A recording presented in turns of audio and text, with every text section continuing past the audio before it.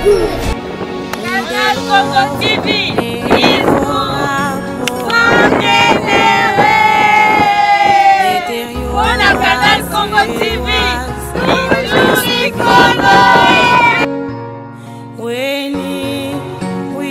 pesa mokolo monene ba mama ya ville province Kinshasa bakosa la clôture ya centenaire na marche joyeuse awa na kati ya centre d'accueil Kimbangisi ya Kasavubu solo ndenge tata mokonzi lobi mama moko atika na Kinshasa te ba mama baza mobilisé déterminé balobi ete bakosukisa marche na nkamba kouta libaya tikino tokokoma liboso ya tata mokonzi ya bule alors toke musika te tolanda lolenge kani défilé ekotambola awa na kati ya centre d'accueil Kimbangisi ya Kasavubu tolanda.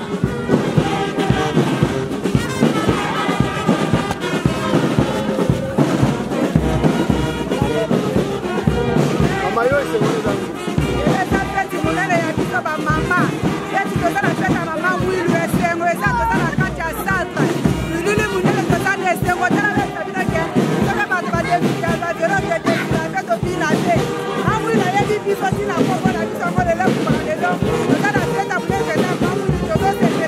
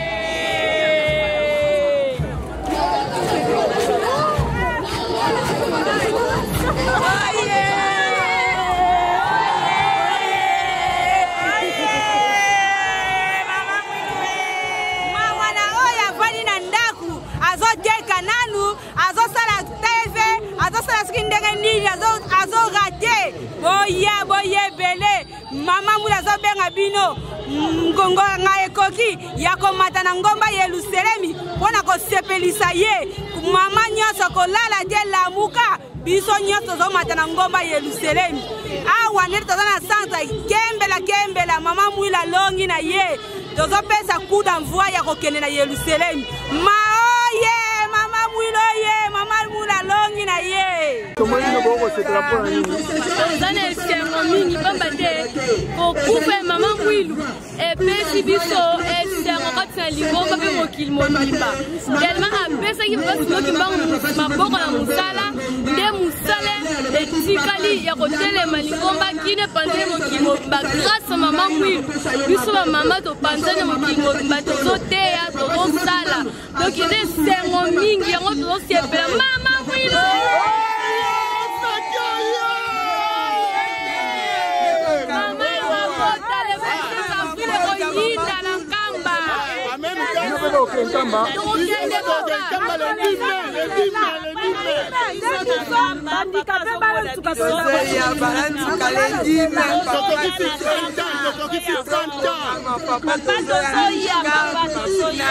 Il y a clôture à centenaire.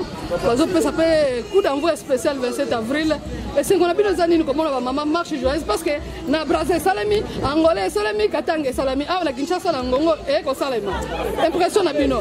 Impression na biso zali, il y a paquet koleka. Il y a paquet koleka. Ça bino que ba maman, et ko comprendre que ba on ba loka biso.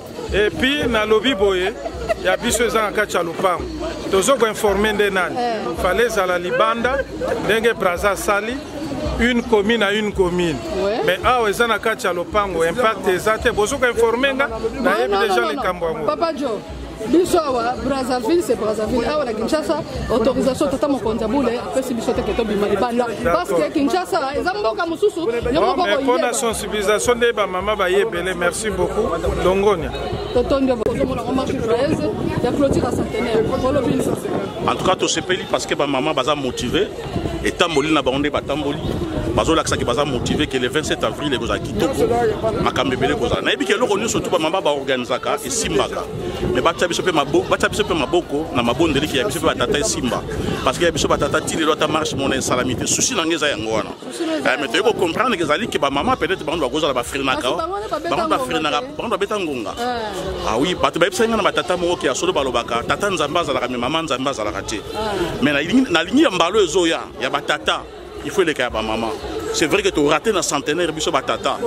Et puis ma kamuna bino pour la simba, biso bateau simba, tu as battu banane bazo freiner et cause à maman. Merci bien. Merci. Merci maman. Batata vraiment to céréales comme technique. Papa Simon qui m'a on kiangani. Muté maneza ka ba mama, izaka technique. Bala ndaka ba mama, so ka bala lantika ba mama. Réussir na bango. Molulu 27 avril balubi marche tokende libaya tina liboso papa. Yebisa ba maman batika na banda ko ba se préparer pour tokende nkamba mbamba. Ba maman nazo kamwa tu to kotika lela nini vraiment. Biso nous mourons pour maman Mwilu. Maman solution yende molobe na biso pa ya ba papa. Na mito so otika la pona nini hein? Biso ndeza soto sengi kaka papa simemba onkianga. Mbe sunga ka biso. Dole la kaka toko zwa, toko kende biso nyonso. Beto to kwenda blankamba. Tout est bon souhait. Non, nazo sepela makasi vraiment lokumu na maman Mwilu. Nzoto eningani ya moninga na fanzi nazo pepela kaka nazo sepela maman Mwilu kaka awa. Ya ona sengi apesanga makasi pona zwa makoki pe nguya ya kokeno kumisa ena kamba eliselemi mama Mwilu oye mama olobini ne pa bana bakolanda yo. Merci mingi mama journaliste c'est ngara tango na motema mama nanga soki mama Mwilu te tala na lati pona pasi ezwa kinga na tina na mwana mais mama Mwilu kola sali saki asali intervention mosusu azali te mama Mwilu papa simoki mbanga mwana nde balobeli basali sinyonso na maboko na bango mama Mwilu oye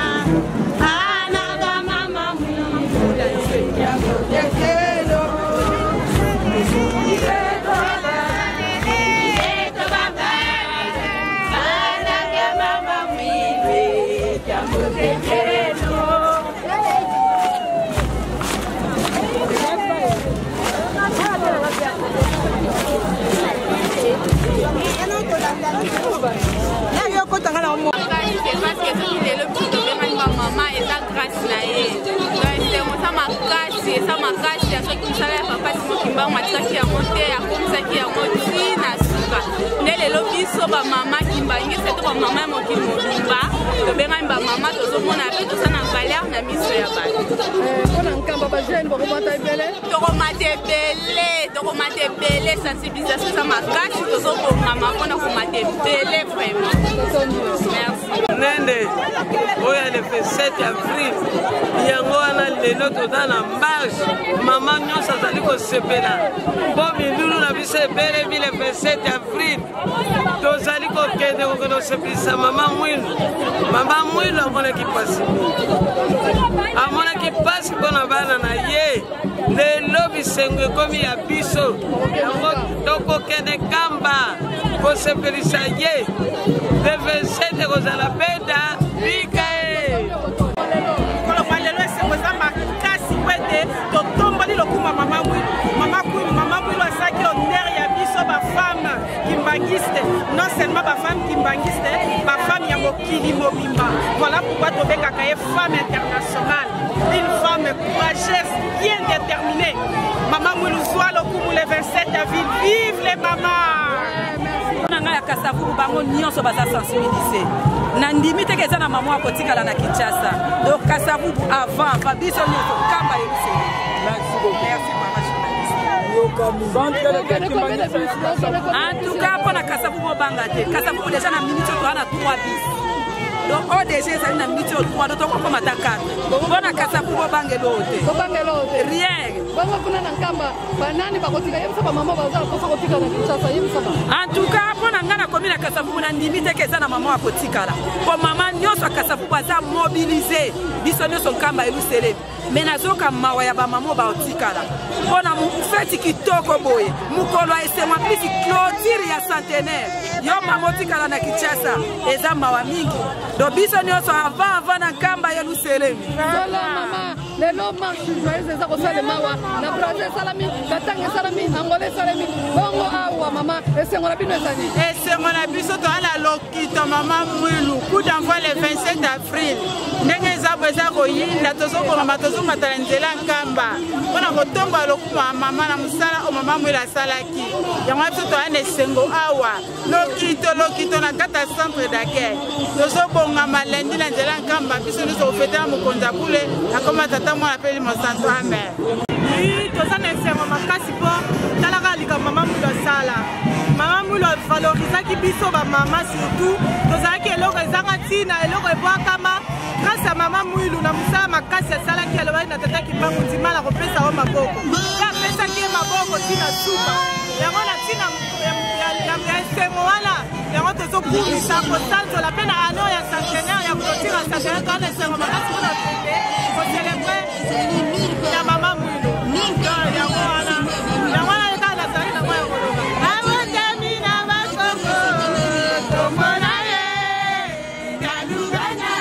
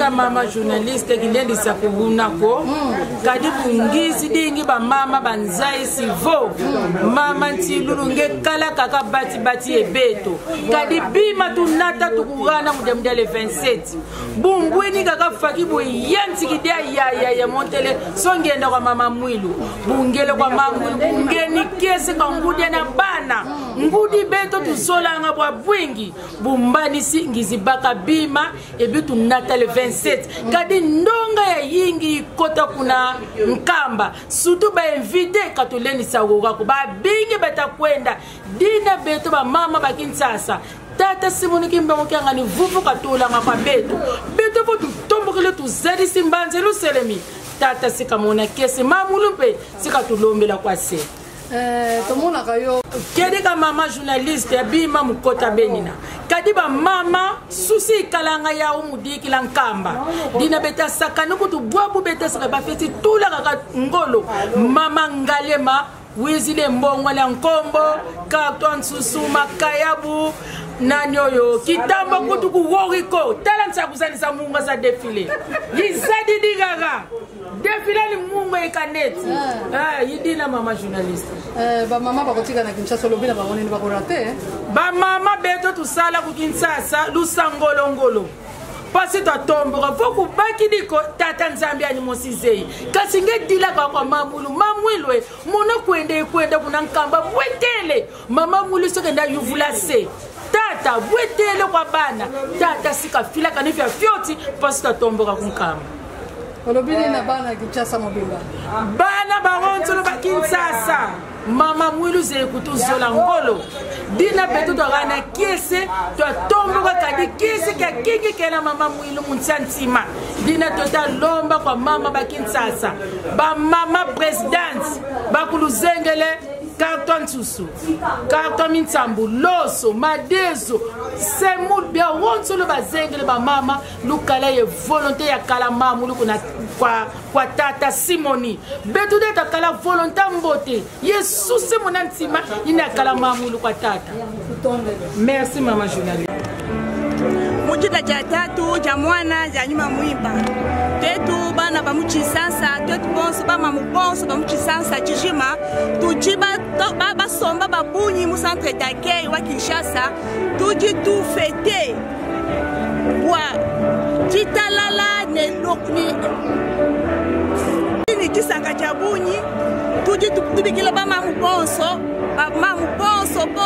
bikala mwadeu tusanka kwa le 27 avril wane tuji tutondele ba mamu bonso mutomba babunyi muntemu tusanga bya bunyi tubanda babunyi kunkamba babunyi be ba mama bonso ba Kongo tujini kisanga cha bunyi kwa le 27 avril tubanda babunyi tusangishe nzambi wetu papa simoki mba ukiangani uju tondele matoso bwana tikana ni kisanka tumupeshe tumupeshe kisanka bwana enzele muchina cha tatu cha mwana cha nyuma mwipe tujilaji kwa lelu tujibenda chitukuchishima muchinsasemu ba mama ba Kongo tujibenda kisanga cha bunyi baji mu Brazzaville basanka bya bunyi baji mu Kongo Brazza basanka bwa bunyi kaji to tibosi mwadeu tutunambulisha bunyi batubanda babunyi tuenze muchimu watata simaki mbangu watatu simaki mbangu asanka to tibosi tikani kisanka bwa mama mwilu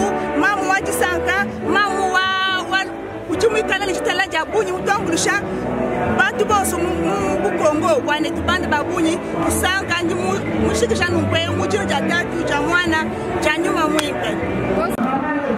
Mama lelo tomoni marche joyeuse salami a na ville province. Asante sana mama journaliste. Leo ilikuwa siku ya furaha kubwa sana. Leo ilikuwa siku ya annonce ya journée spéciale ya le 27 avril 2022 kunkamba Jerusalem. Leo ba mama ya Kinshasa banayala tele tangu 12 abakuwaza mvula abakuwaza temperature lakini bamini banayala tele hapa ku centre juu ya furaha ya kumutukuza mama Mwilu. Juu mama Mwilu njo mama monenda kutusemea kwa baba Roho Mtakatifu. Njo ba mama ni siku yetu ya 3 tunakoyaka kumutukuza mama Mwilu. Njo tunayala tele ku centre d'accueil, tunafanya marche joyeuse juu ya kutingiza dunia muzima, kulamusha watu wenyewe wanalala, wenyewe wamuyue mama Mwilu. Njo tunabaambia ete mama Mwilu njo mama yetu wa dunia muzima, mama wa majamaa yote. Njo maana unaona batu wanatembea Brazzaville, wanatembea mingini yote wanatembea juu ya kumtukuza mama ule mwaliona tabu juu ya watoto watu weusi. Njo sisi wa mama Kinshasa tuko leo tele kufanya shangwa juu ya mama yetu mama Mwilu. Maman journaliste, encore une fois merci. Clôture ya centenaire vile unasema ni vile juu mama Mwilu njo aliitikaka hii kazi kuwe leo. Alimwambia bwana yake itika takupatia mikono, akapika kifua, anapika kifua sema mume wangu, mapendo wangu, itika kazi ya bwana yetu Yesu Kristo, mimi takupatia mikono. Na njo leo le 27 avril hii tutaenda kucelebre kunkamba Yerusalem, njo clôture ya centenaire. Mama Mwilu njo ataiclôturer, na njo maana unaona wamama wote wiko na furaha juu mama Mwilu aliweza kazi yenye aliitika. Na vile vile alituachaka asema tumpatie papa Simon Kimbangu mikono. Njo unaona ba mama yote biko banasimama juu kumupatia papa Simon Kimbangu mikono juu mama Mwilu alipika kifua asema bwana itika mita kupatia mikono. Njo leo ba mama banambia papa Simon Kimbangu kiangani, sie wa mama tuko nyuma yako, yote utatutuma tutafanya juu ya kusimamisha kazi yako, juu ya kutukuza dunia muzima. Bayu asema we Mungu uko katikati na watu. Asante sana mama journaliste. Mbote mama se présente baza bange. Mbote mama journaliste. Munu kumbwa munu reverende Ntiama Situtala Augustine memeza bana mingi na mama Mbelolo. Selega mama Kilumba Bubu memesa la marche inza mvimba na mama metala clôture centenaire. Yiki kese kana benongele nda zabisa ba tukina kulanda beto yiki nsasa memesa la marche na Kilumba Bubu ya. Ah mama vediri kiufunga mepesa munu beto ba mama kimbangise na inza mvimba Bubu ya Kilumba 3 le 20 avril 2022 partout na inza mvimba beto metambula sama na yiki beto betambudila kiese gena beto papa Simon Kimbangu kiangani ani zibulaka centenaire na 2021 animekuza kanga yao na le 6 avril 2022 na 2022 ya ina Bubu le 20 betu kana kiese na kumonisa na inza mvimba ke betu kana kubongisa nkinzi ya mama Mwilu.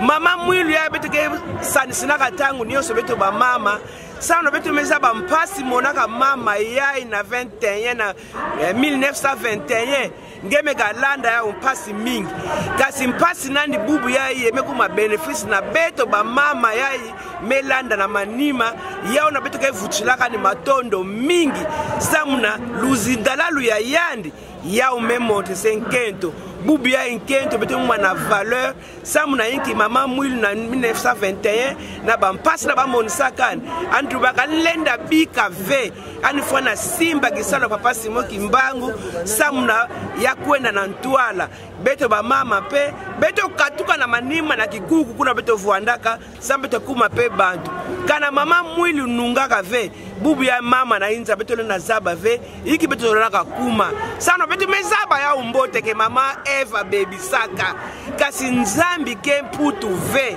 ani mesala nyonso kutindila beto yaka mama Mwilu samuna kuvalorize beto ba mama Mwilu metuba bakento bangunza bakenungaka ve munu Mwilu kia uanga na pasta mudele yiki faso mfana sala ani ke kuwanga ka papa Simon Kimbangu gena kusolwa na muntu Mwilu bakena kupia munu kisalo mama Mwilu tuba ndima muke pesa nge maboko samuna kumonisa ke munu nkento pe mukenda kwandi muntu ina nzambi salaka lenda pe tombola inza yai yao na mama mwili na bapasi nandi bubu ya kiese ya beto ba mama yao na ngimemona beto wana kiese mingi na Angola na Brazzaville na Mputu beto wana Kinshasa partout na RDC na Katanga beto metambula samu na kuzabisa ke mama ke muntu yao na beto na kubongisa nkinzi ya mama mwilu le 27 avril ba mama na inza mvim beno kwiza beto kuza saniti na mama mwilu partout beno kele beno bongama beto mwa déjà le 20 beto na kufingira beno beto tombuka na Yerusalemi ya impa samu na kwenda kukumisa mama mwilu na bakala nani papa Simo Kimbangu kiangani. Merci mingi mama. Mbote mama journaliste. Mbote mama journaliste. Ngai komora ngai mama révérende mama bébé mukoko nali mama caissière nafki général. Mama tomoni lelo botamboli marche joyeuse. Tina nini botamboli marche wa? Ya solo lelo mokili mobimba ezala na Congo Angola, Congo ya RDC, Congo Brazzaville, biso banso ba mama ezala na poto ba mama lelo yo totamboli marche pona kopesa lokumu epai ya mama mwilu ya solo mama o ya monaki passe lelo yo soki biso tokomi ba révérende ba pasteur communal ezala batata pamba te mama mwilu azaka kapona ba mama te lelo lingombe telemi boy grâce ya mama mwilu yango wana mama oyo abongi na lokumu toza kokanisa ye tango na tango ndenge nzembo ezali koloba na biso kombo na ye kotanga mabikeke na bikeke tokoposa na ye te lelo yo soki lingombe telemi boy pona grâce ya mama mwilu abateli lingomba abaweleli mokili abateli bapapa bazalaki banzambe me abombi bango tina ndenge bakoli solo lelo marche joyeuse bosali ekosuka kaka wana nkambe kosala masuku te esala kuna nde suka ya makambo ti kuna nde fin suka ya makambo ekoyinda mabe yango yo mama ya Kini yo mama ya Kinshasa mama ya Brazzaville mama ya Angola kotikala kidiba te soko zali kozonga sima ozana bilakeli mabe telema tangu baninga baza kokele liboso yo pe telema kende nkamba kuna nde koyinda mabe olobini na ba mama bazana bolembu awa na ville province ya Kinshasa ya solo pona ba mama bazana bolembu mawa mingi pamba te papa za kotia ba mama na papa lero so azako lo baba mama bozali awa azako kumisa ba mama tango wana azako kumisa ba mama est-ce que kombo na yo pe mama oyo vanda na ndako oyebi ku toujours à mercredi te mardi na beko oyebi yango kutu te vendredi tango baninga bazako kende oyebi te lutenele ndenge tozako kende ko sala ko lesa ba soso omona nanu bango te mama telema pamba te mama zali garde fou ya ndako tangu mama za makasi na mabondeli mama zali azali na force ya ndenge mususu ya solo satana akokoka mama akokoka ndako wana te mais soki yo mama ozali faible satana ya koti abimi asakani yo moko otikali kidiba oza kolela bana basalaka te babalaka te bana basalaka te mobali na ngai mosala ezali te mais yo mama effort nini osalaka lamuka le 27 oyo kotikala nsima te lamuka lelo mercredi mama ovandi na ndako obosana mokolo ya lelo ndenge nini telema longwa na pongi soki ozongi nsima oza na bilakeli mabe mais soki oke liboso oza na mapamboli mama mwilo ye. Je suis Mama Diani Tenda de la paroisse de Bongolo dans la commune de Kalaba. Ok, mes impressions sont des joies. Vraiment une grande joie. Pourquoi? Parce que la femme que nous célébrons aujourd'hui, Maman Mouilou Kewanga Marine Zitani, fut la première femme catéchiste de l'église kimbangiste. Elle a prêté main forte à Papa Simo Kimbangu. Elle a eu à pérenniser l'œuvre de Dieu pendant l'incarnation de Papa Simo Kimbangu. Vraiment, c'est une joie pour nous de célébrer aujourd'hui cette journée. Pouvez-vous dire quel jour vous allez? Avril, à la veille d'ici avril, 1921 que Papa Simon Kimbangu a demandé à son épouse, Maman Mouilou Kiawanga, de pouvoir sonner la cloche le 6 avril. Et Maman Mouilou avait bien accepté de prêter main forte à son époux. Et elle a fait le 6 avril 1921. Elle a eu à sonner la cloche et c'était le début du ministère du Kimbanguisme. Mais l'église Kimbangui se trouve juste... Oui, l'église Kimbangui est dans le monde entier, dans les 5 continents du monde entier. Ce n'est pas seulement ici à RDC. Ok, nous vous remercions. Merci beaucoup.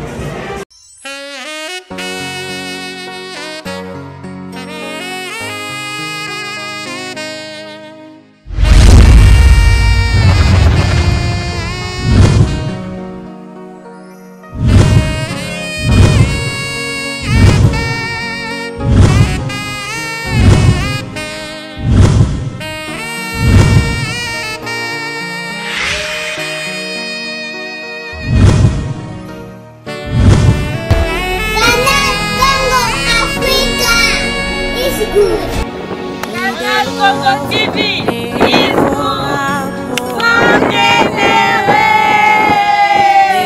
on a Canal Congo TV.